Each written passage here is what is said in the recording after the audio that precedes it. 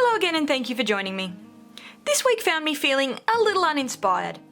I desperately wanted to be working on something, but none of the references I had on hand were really sparking any motivation. So I popped on over to wildlifereferencephotos.com to see if I could find an image that I could get excited about. It didn't take long before I found an amazing photo of a red panda. Now, I've wanted to draw these guys for a really long time, and I even spent ages at Australia Zoo trying to get a good photo of their red pandas, but they just wouldn't stand still long enough for me to get a good shot. So when I found this image, I was really keen to get started.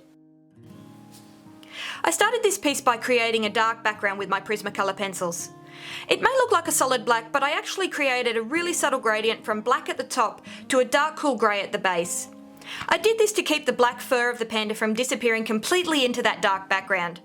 It's a subtle difference, but I really like the result it gave.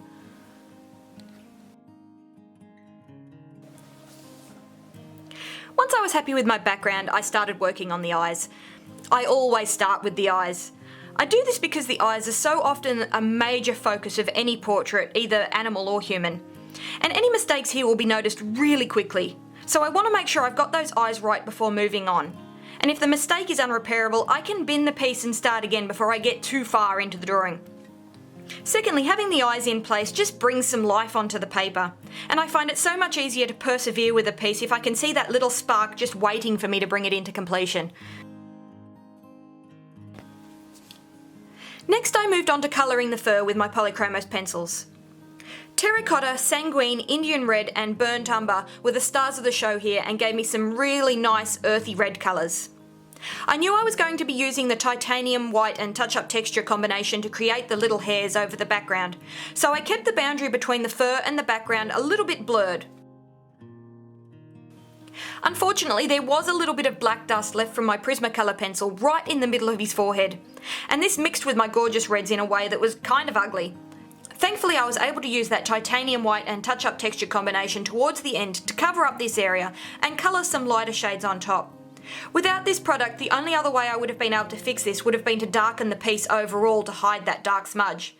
Which wouldn't have been a complete catastrophe, but I was really glad that I had this product on hand and I didn't have to change my plan for the whole piece.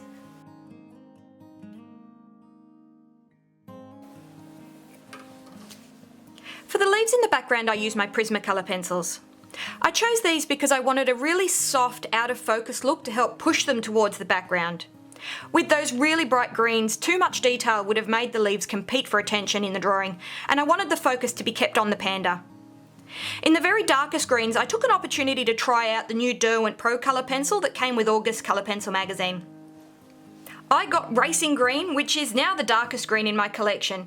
So far, I think I will enjoy using these pencils. They kind of feel like a cross between the polychromos and a Luminance, but I'll have to try out a few more colours to form a solid opinion.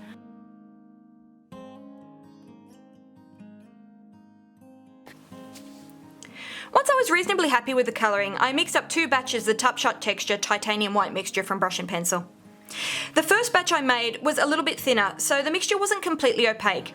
I used this mixture to paint the tiny hairs that overlap the dark background. I needed it to be light enough so that I could cover that black, but not so light that I gave this fellow a halo effect. And I also used this mixture to brush in a few of the whiskers. I then mixed up a strong opaque mixture, which I used in areas of pure white fur and to create the really bright whiskers. Using these different mixtures kept the whiskers from looking really same and just added a little bit more realism to the piece.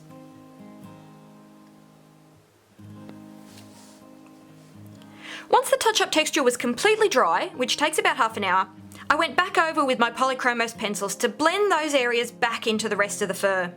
Unfortunately, my camera wasn't recording for that part, but it really is as simple as colouring on the paper. This stuff is completely magical. So here's the final piece. I really enjoyed drawing this one and I love how it turned out. The original drawing is now listed for sale in my Etsy shop and prints will be available really soon. I hope you've enjoyed watching this. Please leave a like or a comment and let me know what you think. And if you would like to see more of my work, please hit that subscribe button. Thanks for watching, guys.